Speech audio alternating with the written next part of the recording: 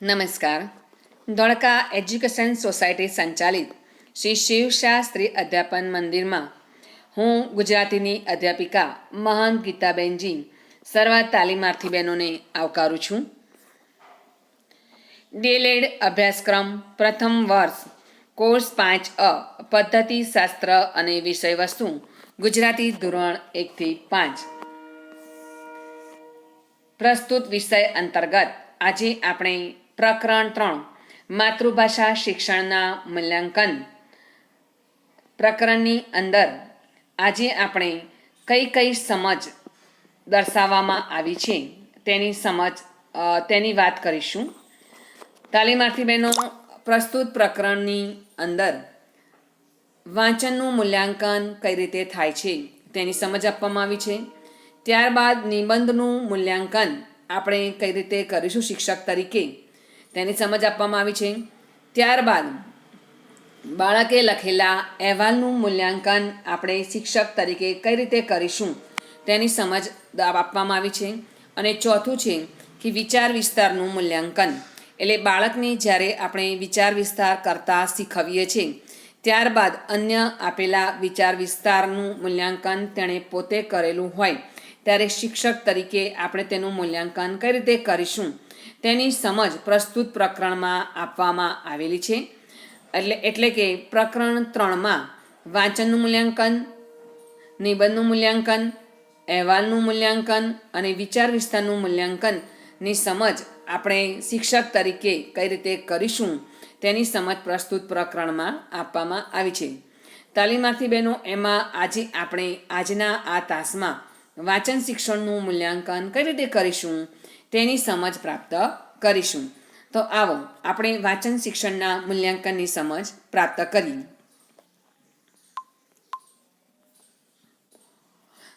મૂલ્યાંકન કરતા પહેલાં, વાંચન શિક્ષણના મૂલ્યાંકનની સમજ પ્રાપ્ત કરતા પહેલાં મૂલ્યાંકન એટલે શું તેની સમજ આપણે પ્રાપ્ત કરવાનો પ્રયત્ન કરીએ. તાલીમાર્થી બહેનો, સાર્થ જોડણી કોર્સ પ્રમાણે મૂલ્યાંકનનો અર્થ મૂલ્ય આંકવું અથવા તો મૂલવણી એવો થાય છે. તાલીમાર્થી બહેનો, અહીંયા નોંધ લઈશું કે એક્ઝામમાં આપણને એક વાક્યમાં 1 માર્કનો પ્રશ્ન પૂછાય છે કે સાર્થ જોડણી કોર્સ પ્રમાણે મૂલ્યાંકનનો અર્થ શું થાય, ત્યારે તમારે આ જવાબ લખવાનો રહે છે. ત્યારબાદ શૈક્ષણિક મૂલ્યાંકન એટલે શું? તો શૈક્ષણિક હેતુઓના સંદર્ભમાં પ્રાપ્તિનું મૂલ્ય આંકવું તે. તાલીમાર્થી બહેનો, આપણે અગાઉ હેતુઓનો અભ્યાસ કરી ચૂક્યા છીએ. શૈક્ષણિક હેતુઓ એટલે કે ભાષાના સંદર્ભમાં જે આપણો અર્થગ્રહણ છે, અભિવ્યક્તિ છે, અભિવ્યક્તિ અને પ્રત્યાયન, સર્જનાત્મકતા, તાર્કિક ચિંતન અને વ્યવહારિક ઉપયોજન, આ 5 હેતુઓ બાળકે કઈ રીતે પ્રાપ્ત કરેલા છે તેના સંદર્ભમાં જે તે પ્રાપ્તિનું મૂલ્ય આંકવું તેને કહેવાય શૈક્ષણિક મૂલ્યાંકન.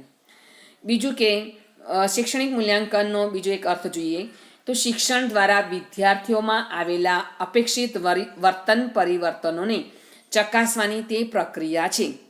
એટલે કે બાળક જ્યારે શાળામાં આવે છે ત્યારે કોરી સ્લેટ જેવું હોય છે, પરંતુ શિક્ષણ દરમિયાન બાળકે શું શું શીખ્યો છે તેના સંદર્ભમાં તેના વ્યક્તિત્વમાં પરિવર્તન આવતું જાય છે. એ અપેક્ષિત વર્તન પરિવર્તનોને ચકાસવાની પ્રક્રિયા એટલે શૈક્ષણિક મૂલ્યાંકન. ત્રીજું આપણે જોઈશું કે આગળ વધવા માટે ઘડીક ઊભા રહી પાછળ વળીને જોવાની ક્રિયા તે મૂલ્યાંકન. તાલીમાર્થી બહેનો, અહીંયા તે દર્શાવવાનો મતલબ છે કે મૂલ્યાંકન એ સતત ચાલતી પ્રક્રિયા છે. એટલે કે બાળકનું આપણે જે તે સમયે જ મૂલ્યાંકન કે પરીક્ષાના સંદર્ભમાં જ મૂલ્યાંકન કરીએ તે યોગ્ય નથી. બાળકના જ્યારે સર્વાંગી મૂલ્યાંકનની વિકાસની વાત હોય ત્યારે તેનું સર્વાંગીણ રીતે મૂલ્યાંકન થવું પણ એટલું જ જરૂરી છે. માટે આગળ વધવા માટે ઘડીક ઊભું રહેવું એટલે કે બાળક જ્યારે સતત વિકાસ કરતો હોય ત્યારે શિક્ષકે સતત ચાલતા રહેવાનું નથી, પણ ત્યારે થોડીક વાર ઊભા રહીને બાળકને એણે જે સમજ આપેલી છે તે એણે કેટલે અંશ સુધી પ્રાપ્ત કરી છે તેનું થોડું ઘણું મૂલ્યાંકન કરીને, તેની થોડી ઘણી ચકાસણી કરીને પછી તે આગળ વધતો રહેશે. આ રીતે તેણે બાળકે જે શિક્ષણ પ્રાપ્ત કર્યું છે તેની ચોક્કસ સમજ એને પણ પ્રાપ્ત થશે અને એ રીતે તે પોતાના મૂલ્યાંકન કાર્યમાં કે શિક્ષણ કાર્યમાં તે સુધારો વધારો કરતો રહેશે અને ચોક્કસ રીતે શિક્ષણ કાર્ય કરાવી શકશે. તો આપણે કહી શકીએ છીએ કે આગળ વધવા માટે ઘડીક ઊભા રહી પાછા વળીને જોવાની ક્રિયા તે કહેવાય મૂલ્યાંકન. તાલીમાર્થી બહેનો, અહીંયા શૈક્ષણિક મૂલ્યાંકનના સમજ તમને પ્રાપ્ત થઈ છે. રેચર્સ અને ડોગ નામના વિદ્વાનો જણાવે છે કે મૂલ્યાંકનની પ્રક્રિયા સતત ચાલુ હોય છે. એનો અર્થ એ થાય છે કે શિક્ષકે શક્ય હોય તેટલી બધી રીતે અને બધા પ્રસંગોએ વિદ્યાર્થીનું નિરીક્ષણ કરતા રહેવું જોઈએ. તાલીમાર્થી બહેનો, અહીંયા એ વાત પણ આપણે દર્શાવીશું કે બાળક જ્યારે શાળામાં દાખલ થાય છે ત્યારે માત્ર શૈક્ષણિક વસ્તુનું જ જ્ઞાન તે પ્રાપ્ત કરતો નથી, સાથે સાથે તે ઘણી બધી સહઅભ્યાસિક પ્રવૃત્તિઓ પણ કરતો હોય છે. વાત જ્યારે બાળકના સર્વાંગીણ વિકાસની હોય ત્યારે તેણે શૈક્ષણિક અને બિન શૈક્ષણિક એવી સહઅભ્યાસિક પ્રવૃત્તિઓની અંદર પણ કાર્ય કરવાનું રહે છે. તો આ રીતે શિક્ષકે શૈક્ષણિક વસ્તુનું મૂલ્યાંકન તો તે પરીક્ષાના સંદર્ભમાં કરતો જ રહેશે, તેની ચકાસણી કરતો રહેશે, પણ તે સિવાય બાળક સહઅભ્યાસિક પ્રવૃત્તિમાં કેટલું પાર્ટિસિપેટ કરે છે તેનું પણ તે સતત મૂલ્યાંકન કરતો જોવા મળે છે. તો આ રીતે મૂલ્યાંકનની પ્રક્રિયા એ સતત ચાલતી પ્રક્રિયા છે. સર્વ પ્રસંગોએ વિદ્યાર્થીનું મૂલ્યાંકન શિક્ષકે કરતું રહેવું જોઈએ અને તો જ આપણે બાળકનું સર્વાંગીણ મૂલ્યાંકન કરી શકીએ છીએ. આમ આપણે કહી શકીએ છીએ કે મૂલ્યાંકન એ સતત ચાલતી હેતુ કેન્દ્રિત પ્રક્રિયા છે. મૂલ્યાંકન વિદ્યાર્થીના સમગ્ર વિકાસના સંદર્ભમાં પ્રયોજાતો શબ્દ છે. હવે આપણે વાંચનના મૂલ્યાંકન વિશેનું વાત કરીશું. તાલીમાર્થી બહેનો, આપણે બધા એ વાતથી ચોક્કસ વાકેફ છીએ કે આજે પ્રાથમિક શિક્ષણની અંદર વાંચન લેખન ગણનનું એક આગવું અને ખૂબ જ મહત્ત્વનું મૂલ્યાંકન કાર્ય ચાલી રહ્યું છે. તો તેમાં વાંચન શિક્ષણનો જે કાર્યક્રમ છે તે અંતર્ગત બાળક કેટલું વાંચન કેટલે અંશે કરી શકે છે તેના અનુસંધાનમાં આપણે બાળકના વાંચનનું મૂલ્યાંકન કાર્ય કરવાનું હોય છે. ત્યારે વાંચન શિક્ષણનું બાળકના જીવનમાં શું મહત્ત્વ છે તેની સમજ આપણે સર્વપ્રથમ પ્રાપ્ત કરીએ. માતૃભાષામાં મૂલ્યાંકન એટલે તેના 5 હેતુઓના સંદર્ભમાં વિદ્યાર્થીએ મેળવેલ સિદ્ધિની ચકાસણી. ત્યારબાદ વાંચનનું મહત્ત્વ દર્શાવતા આપણે સમજીશું કે ઇન્ટરનેટ અને સ્માર્ટ વર્લ્ડના આ યુગમાં સોશિયલ મીડિયાનું મહત્ત્વ વધી રહ્યું છે. તેમ છતાં આજે પણ વાંચનનું મહત્ત્વ સહેજ પણ ઓછું થયું નથી. જ્ઞાન વિસ્તારના સીમાડા સર કરવા તથા સાહિત્ય ભંડારની વિવિધ વાનગીઓનો આસ્વાદ મેળવવા વાંચન અનિવાર્ય છે. તાલીમાર્થી બહેનો, અહીંયા કહેવાનું તાત્પર્ય તે છે કે ઇન્ટરનેટના આ યુગમાં તમે બધું જ ઇન્ટરનેટથી મેળવી શકો તેવું પણ ન કહી શકાય. કેટલાક અલભ્ય એવા પુસ્તકોનું જ્ઞાન તમારે મેળવવું હોય ત્યારે તમારે પુસ્તકોની દુનિયામાં ડોકિયું કરવું જ પડે છે. આમ વાંચન પણ એ ખૂબ જ અનિવાર્ય વસ્તુ છે. જેટલું જેનું વાંચન બહોળું અને ઊંડું તેટલું તેનું જ્ઞાન એ વધારે ઊંડું અને ઉત્તમ હશે તેમ આપણે કહી શકીએ. માટે જ આપણે શાળા શિક્ષણ દરમિયાન લાઇબ્રેરીની અંદર તેની મુલાકાતોનું એક આગવું મહત્ત્વ રહે છે.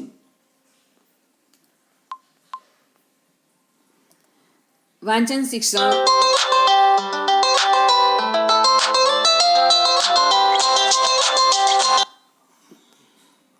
વ્યવસાયિક સજ્જતા મેળવવા માટે પણ વાંચન શિક્ષણનું આગવું મહત્ત્વ છે. રોજબરોજના પરિવર્તનશીલ જગત સાથે તાલ મેળવવા અને પરિવર્તનોથી વાકેફ થવા એ વાંચન શિક્ષણ જરૂરી છે. વાંચનથી બાળકો સ્વાવલંબી બનશે. તાલીમાર્થી બહેનો, અહીંયા વ્યવસાયિક સજ્જતા મેળવવાની જે વાત છે કે પરિવર્તનશીલ જગત સાથે તાલમેળ મેળવવાની વાત છે, ત્યારે આપણે એવું કહી શકીએ કે એક શિક્ષક એ આજીવન વિદ્યાર્થી હોય છે. એણે નવું જ્ઞાન પ્રાપ્ત કરવું જ જોઈએ અને બાળકોને તેવું નવું અને વર્તમાન જગતનું જ્ઞાન આપવા માટે તેણે પોતે પણ સતત વાંચન કેળવવું પડશે.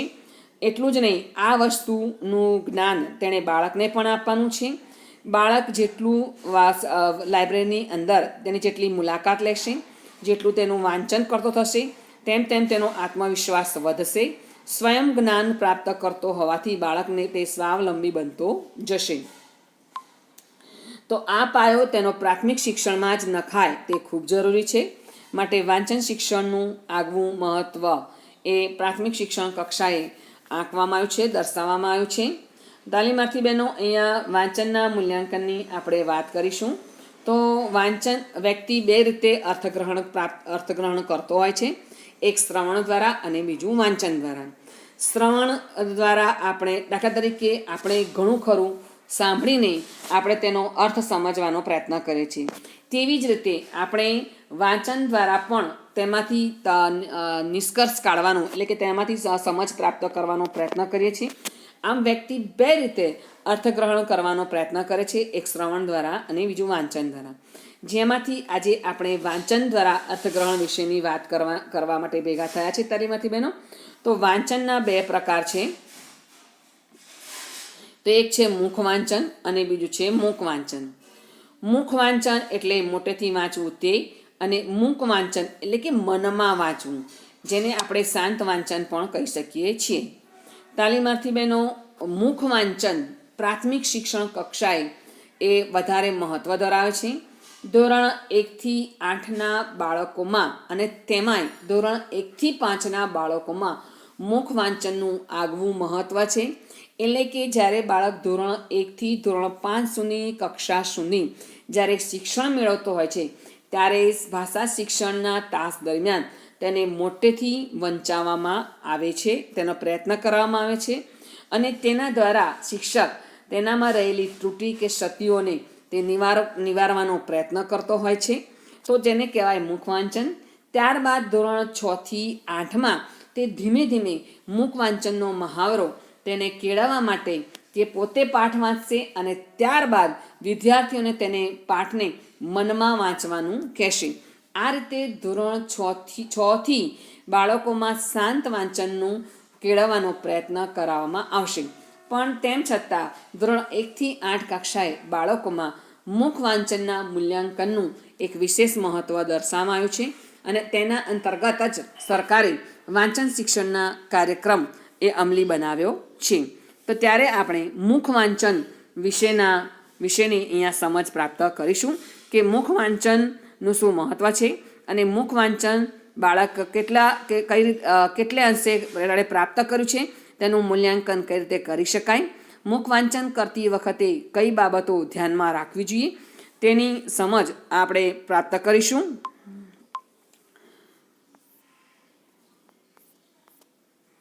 તાલીમાર્થી બહેનો, અહીંયા મુખ વાંચન અને મૂક વાંચન વિશેની થોડીક સમજ આપણને આપવામાં આવી છે, જેમાં તમે જોઈ શકો છો.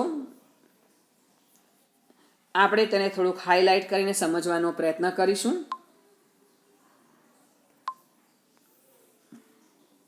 મુખ વાંચન એટલે શું? તો શુદ્ધ ઉચ્ચાર સાથે યોગ્ય વિરામ ચિહ્નોનું ધ્યાન રાખીને કરેલું વાંચન તેને કહેવાય મુખ વાંચન. તો આ મુખ વાંચન પ્રભાવશાળી હોવું જોઈએ. અર્થગ્રહણ જેટલું વધુ થાય તેટલું મુખ વાંચન સારું.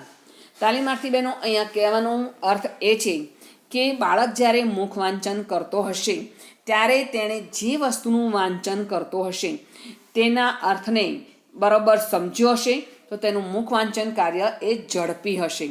જ્યારે ભાષાના શબ્દોનું જ્ઞાન ન હોય એવા સંજોગોમાં બાળક યોગ્ય રીતે મુખ વાંચન કરી શકતો નથી. એક વસ્તુ તે પણ રહેશે, અને બીજું આપણે જે બેઝિક અર્થ જોઈએ છે તે એ છે કે જો બાળકને જોડણી વિશેનું જ્ઞાન ન હોય તો તે રીતે પણ તે મુખ વાંચન યોગ્ય રીતે કરી શકતો નથી. કેવું અને કેટલું અર્થગ્રહણ થાય છે તેના અનુસંધાનમાં જેટલું તેને વધુ થાય તેટલું તેનું મુખ વાંચન આપણે સારું કહી શકીએ છીએ. તો આમ શુદ્ધ ઉચ્ચારણ, યોગ્ય વિરામ ચિહ્નોને ધ્યાનમાં રાખીને કરેલું મુખ વાંચન એ વધુ પ્રભાવશાળી બને છે. અર્થગ્રહણનું જેટલું જ્ઞાન એને વધારે હશે તેટલું તેનું મુખ વાંચન સારું બનશે. જેટલું સારું તે મુખ વાંચન કરી શકે છે તેટલું તેનું મૂલ્યાંકન એ સારું બનશે. આવો આપણે મુખ વાંચન વિશેની પણ થોડીક સમજ અહીંયા પ્રાપ્ત કરી લઈએ. મુખ વાંચન, જેને આપણે શાંત વાંચન પણ કહીશું, ઓછા સમયમાં વધુ ઝડપથી ઘણું વાંચી શકાય છે. તાલીમાર્થી બહેનો, અહીંયા ઉચ્ચ શિક્ષણ દરમિયાન બાળકે મોટાભાગે શાંત વાંચન જ કરવાનું રહે છે. ધોરણ 1 થી 8 દરમિયાન મુખ વાંચન વિશેની આપણે એને સમજ આપવાનો પ્રયત્ન કરીએ છીએ, કેળવવાનો પ્રયત્ન કરીએ છીએ. અને તેમાંય ધોરણ 1 થી 5 દરમિયાન વિશેષ મહત્ત્વ દર્શાવવામાં આવ્યું છે મુખ વાંચનનું. અને ત્યારબાદ 6 થી 8 દરમિયાન તેને તે મહાવરો આપણે પ્રાપ્ત કરાવવાનો હોય છે. અને આગળ જતાં શાંત વાંચન એટલે કે મૂક વાંચનનું જ મહત્ત્વ એ વિશેષ રહે છે. તો મૂક વાંચનથી શું ફાયદા થાય છે? તો સૌથી પહેલાં તે ઓછા સમયમાં વધુ ઝડપથી બાળક ઘણું સારું વાંચી શકે છે. બીજું છે કે તેને અર્થ નિષ્પત્તિ ઝટ થાય છે, કારણ કે સ્વાભાવિક રીતે જ મનમાં વાંચતા બાળકની એકાગ્ર શક્તિ વધી જાય છે અને પરિણામે તે અર્થ નિષ્પત્તિ ઝડપથી પ્રાપ્ત કરે છે. ત્રીજું છે કે સ્વતંત્ર રીતે વિચારવાની તેને ટેવ પડે છે.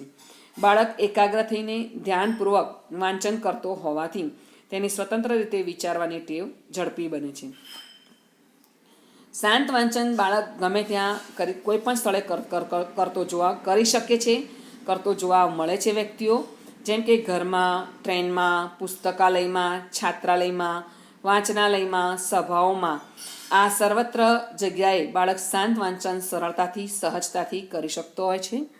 મુખ વાંચન બાળક યોગ્ય જગ્યાએ જે તે સંદર્ભમાં તેનું મહત્ત્વ હોય ત્યાં તે રીતે કરતો જોવા મળે છે. પણ શાંત વાંચન વ્યક્તિ ગમે તે જગ્યાએ સહજતાથી, સરળતાથી કરી શકતા હોય છે. તો આ અર્થમાં આપણે કહી શકીએ કે મુખ વાંચનનું જે બેઝિક સમજ આપણે પ્રાપ્ત કરી. હવે આપણે વાંચન શિક્ષણ અને તેમાંય મુખ વાંચન શિક્ષણનું મૂલ્યાંકન કરતી વખતે બાળક જ્યારે મુખ વાંચન આપણે જ્યારે કરાવવાનું હોય ત્યારે શિક્ષક તરીકે આપણે બાળક કેટલી ઉત્તમ પ્રકારનું વાંચનનું મૂલ્યાંકન કરી શકીએ છીએ, એટલે કે વાંચન કરી શકીએ છીએ. તો તેના અર્થમાં શિક્ષક તરીકે આપણે તેનું મૂલ્યાંકન કરતી વખતે કઈ બાબતો ધ્યાનમાં રાખવી જોઈએ તેની સમજ અહીંયા નીચે દર્શાવવામાં આવી છે. તેના બેઝિક એટલે કે મૂળભૂત પાયાગત જ્ઞાનથી માંડીને તેના વિશિષ્ટ રીતે પગથિયાઓને ધ્યાનમાં રાખીને બાળક ઉત્તમ મુખ વાંચન કરતો થાય તે જરૂરી છે. તો સર્વપ્રથમ આપણે જોઈશું કે વિદ્યાર્થીની પુસ્તકને પકડવાની રીત. તો એટલે કે બાળક જ્યારે પણ પુસ્તક પકડે ત્યારે સંપૂર્ણ પુસ્તક ખુલ્લું રાખશે અને પુસ્તક અને આંખ વચ્ચે જરૂરી એવું 1 થી 1.5 ફૂટ જેટલું યોગ્ય અંતર રાખીને વાંચે. એટલે કે બહુ નજીક પણ નહીં પુસ્તક અને બહુ દૂર પણ નહીં, તે રીતે તે પુસ્તક 1.5 ફૂટના અંતરે રાખશે. પુસ્તકને તે બેન્ડ કરીને પકડશે નહીં, પુસ્તકને તે યોગ્ય રીતે પકડવાનો પ્રયત્ન કરશે. ત્યારબાદ છે શબ્દનો અર્થ સ્પષ્ટ થાય તે રીતે યોગ્ય ભાર સાથે શબ્દનું વાંચન કરવું. બાળક જ્યારે વાંચતો હોય ત્યારે જે તે શબ્દનો અર્થ પણ તેને સ્પષ્ટ થાય, જે તે શબ્દ પર યોગ્ય ભાર મૂકવું તે જરૂરી છે. બીજું કે બાળક જ્યારે વાંચે ત્યારે શુદ્ધ ઉચ્ચારણનું પણ તેટલું જ મહત્ત્વ છે, એટલે કે બાળક શુદ્ધ ઉચ્ચારણને ધ્યાનમાં રાખીને વાંચે. ત્રીજું છે એટલે કે અહીંયા તાલીમાર્થી બહેનો કહેવાનો તાત્પર્ય તે છે કે બાળક જે તે પ્રદેશમાંથી આવતો હોવાથી તેની પ્રાદેશિકતા તેના મુખ વાંચનમાં ન થાય તેનું ધ્યાનમાં રાખીને તેને શિષ્ટ અને શુદ્ધ ઉચ્ચારણ સાથે તેનું મુખ વાંચન શિક્ષક તરીકે આપણે કેળવવાનું છે. તો આપણે તે પણ ધ્યાનમાં રાખીશું. ત્યારબાદ વિરામ ચિહ્નોનું ભાષા શિક્ષણમાં ખૂબ જ મહત્ત્વ છે. તો વિરામ ચિહ્નોને ધ્યાનમાં રાખીને વાંચે. બીજું કે ભાષાના શબ્દોના અર્થમાં આવતા અવાજમાં આરો અવરો લાવીને વાંચે.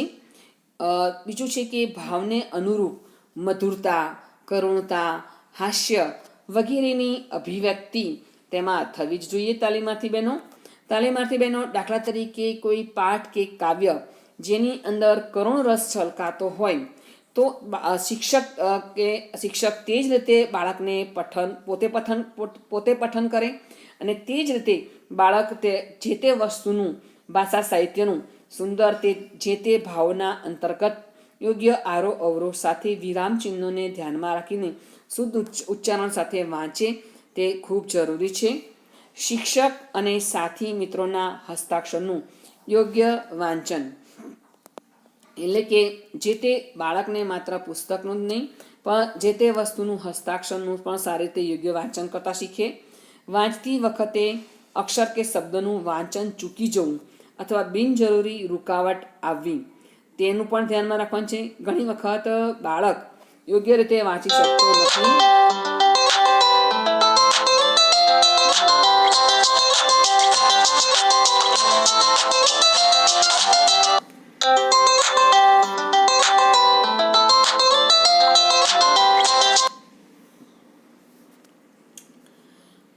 વાંચતી વખતે અક્ષર કે શબ્દોનું વાંચન ચૂકી જવું અથવા બિનજરૂરી અટકે નહીં તે પણ ધ્યાન રાખવાનું છે. કોઈ નવો જ શબ્દ જોડીને વાંચવું તે પણ ન બનવું જોઈએ. બિનજરૂરી બાળક ઘણી વખત જે તે શબ્દને વાંચી ન શકતા કંઈક અન્ય શબ્દ ઉમેરીને વાંચતો હોય છે, તે ન થવું જોઈએ, તેનું પણ ધ્યાનમાં રાખવું. બિનજરૂરી ધ્વનિનું ઉચ્ચારણ અથવા વધારે પડતું હલનચલન ન કરે તેનું પણ ધ્યાન રાખવાનું છે. વાંચન દ્વારા અર્થભાવનું વહન થવું જોઈએ. એટલે કે બાળક જે પણ વાંચે છે તેનું યોગ્ય અર્થગ્રહણ સાથે વાંચે, એટલે કે તેને યોગ્ય અર્થ પ્રાપ્ત થાય, તે સૌથી વધારે મહત્ત્વની વસ્તુ છે.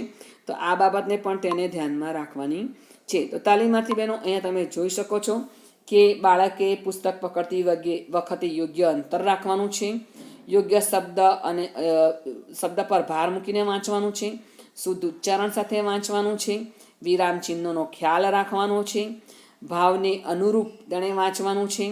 જે તે હસ્તાક્ષરોનું પણ વાંચન બાળક કરી શકતો હોવો જોઈએ. વાંચન કરતી વખતે તેણે બિનજરૂરી અટકવાનું નથી, જે તે નવા શબ્દો જોડવાના નથી, બિનજરૂરી ધ્વનિનું ઉચ્ચારણ કે હલનચલન કરવાનું નથી અને વાંચન દ્વારા તેને ચોક્કસ અર્થનું વહન થવું જ જોઈએ. તો આ બધા ક્રાઇટેરિયાને ધ્યાનમાં રાખીને આપણે બાળકને વાંચન શિક્ષણ શીખવીશું. ત્યારબાદ છે કે બાળકે દાખલા તરીકે શિક્ષક તરીકે હવે આપણે બાળકના વાંચન શિક્ષણનું મૂલ્યાંકન કરવાનું છે. તાલીમાર્થી બહેનો, તો આપણે કઈ રીતે કરીશું? તો અહીંયા એક ચેકલિસ્ટ આપેલું છે. ચેકલિસ્ટ એટલે કે વિદ્યાર્થી કેવી રીતે વાંચે છે, વિદ્યાર્થી કેવી રીતે વાંચે છે તેનું ખૂબ ધ્યાનપૂર્વક નિરીક્ષણ કરવું અને શ્રવણ કરીને જ્યાં લાગુ પડતું હોય ત્યાં ખરાની નિશાની કરવી. તાલીમાર્થી બહેનો, ફરી દર્શાવું છું કે પ્રસ્તુત છે એ ચેકલિસ્ટ છે. અહીંયા તમે જોઈ શકો છો કે 1 થી 13 સ્ટેપ આપવામાં આવેલા છે. તો આ 13 સ્ટેપનું પહેલાં સર્વપ્રથમ આપણે વાંચન કરી જઈએ. તમે અહીંયા ખાનું જોઈ શકો છો. પહેલું ખાનું ક્રમનું છે, બીજું છે મૂલ્યાંકનના પ્રશ્નો, ત્રીજું છે હા અને ચોથું છે ના.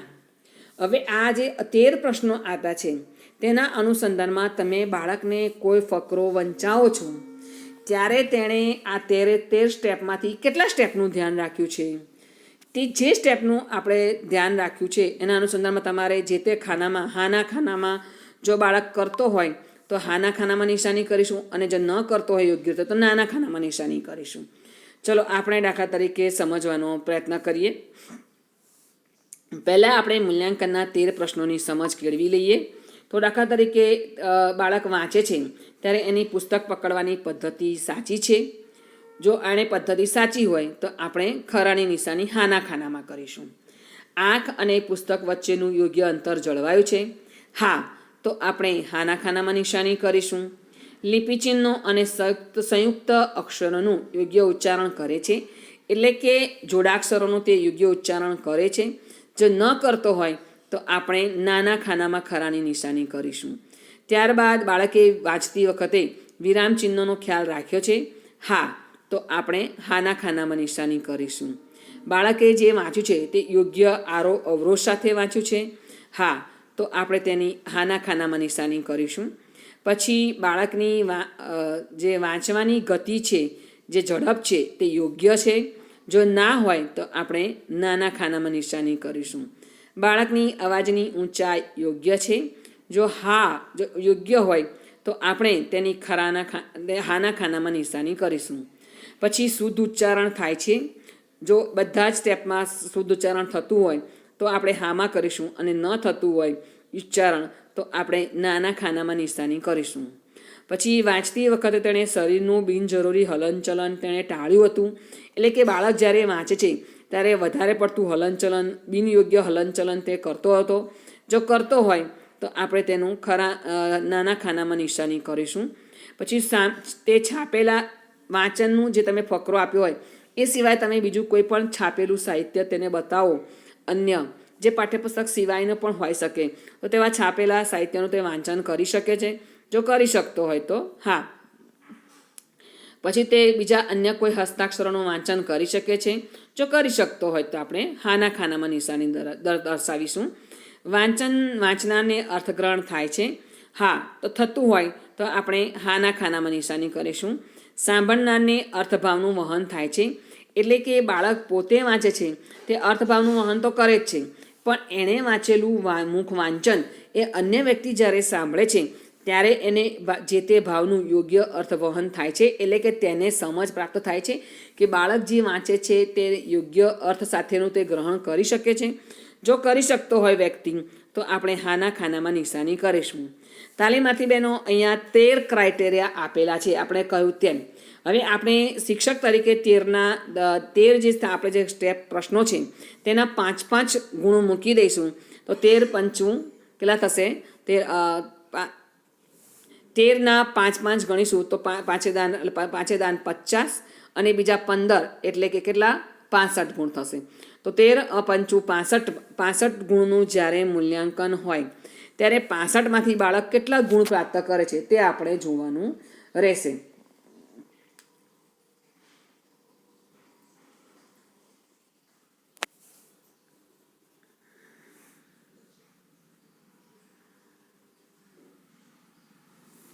તાલીમાર્થી બહેનો, હવે અહીંયા આપણે હાના ખાનામાં જેટલી નિશાની હશે તેટલું ગુણાંકન કરવાનું રહેશે. નાના ખાનામાં જેટલી રાઈટની નિશાની છે તેને આપણે આ 65માંથી માઇનસ કરીશું. તો અહીંયા આપણે પહેલાં હાના ખાનામાં કેટલા સ્ટેપ થયેલા છે તે જોઈ લઈશું તાલીમાર્થી બહેનો. તો હાના ખાનામાં કેટલી નિશાનીઓ છે તે પહેલાં આપણે ગણી લઈએ. 1, 2, 3, 4, 5, 6, 7, 8 અને 9.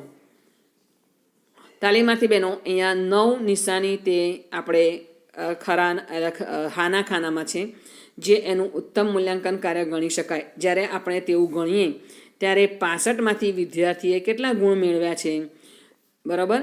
તો આપણે જોઈ શકીએ છીએ કે અહીંયા 9 એ રાઈટ છે હાના ખાનામાં.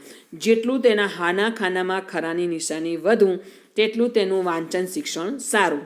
તો 9 × 5 = 45. આપણે 9ને 5 વડે ગુણીએ તો 45 ગુણ તેણે 65માંથી પ્રાપ્ત કર્યા કહેવાય તાલીમાર્થી બહેનો. તો આ રીતે આપણે બાળકના વાંચન શિક્ષણનું મૂલ્યાંકન કરવાનું રહે છે. તો આમ તાલીમાર્થી બહેનો, જેટલું જેનું વાંચન આ પગથિયાને તમે ધ્યાનમાં રાખશો. બાળકના વાંચન શિક્ષણનું મૂલ્યાંકન કઈ રીતે કરાય તેની સમજ તમે પ્રસ્તુત તાસમાં મેળવી છે. આશા છે કે તમને સારી એવી સમજ પ્રાપ્ત થઈ હશે. ફરી મળીશું આપણે બીજા એક મુદ્દાની સમજ સાથે. ફરી એક વખત આપણે તાલીમાર્થી બહેનો સમજ પ્રાપ્ત કરી લઈએ કે આપણે આજના તાસમાં શું શીખ્યા. તો આજના તાસમાં આપણે મૂલ્યાંકનનો સાદો અર્થ જોયો. સાર્થ જોડણી કોષ્ટ મુજબ મૂલ્યાંકનનો એટલે શું. બીજું છે કે શૈક્ષણિક મૂલ્યાંકન એટલે શું. રેચર્સ અને ડોગ નામના વિદ્વાનો મૂલ્યાંકનની શું વ્યાખ્યા આપી છે તે જણાવો, અથવા તો મૂલ્યાંકન વિશે શું કહે છે તે જણાવો તાલીમાર્થી બહેનો. તો તમારે આ વસ્તુ લખવાનું રહેશે. ત્યારબાદ છે વાંચનનું શું મહત્ત્વ છે આજના સમયમાં તે વિશેની સમજ આપણે પ્રાપ્ત કરી.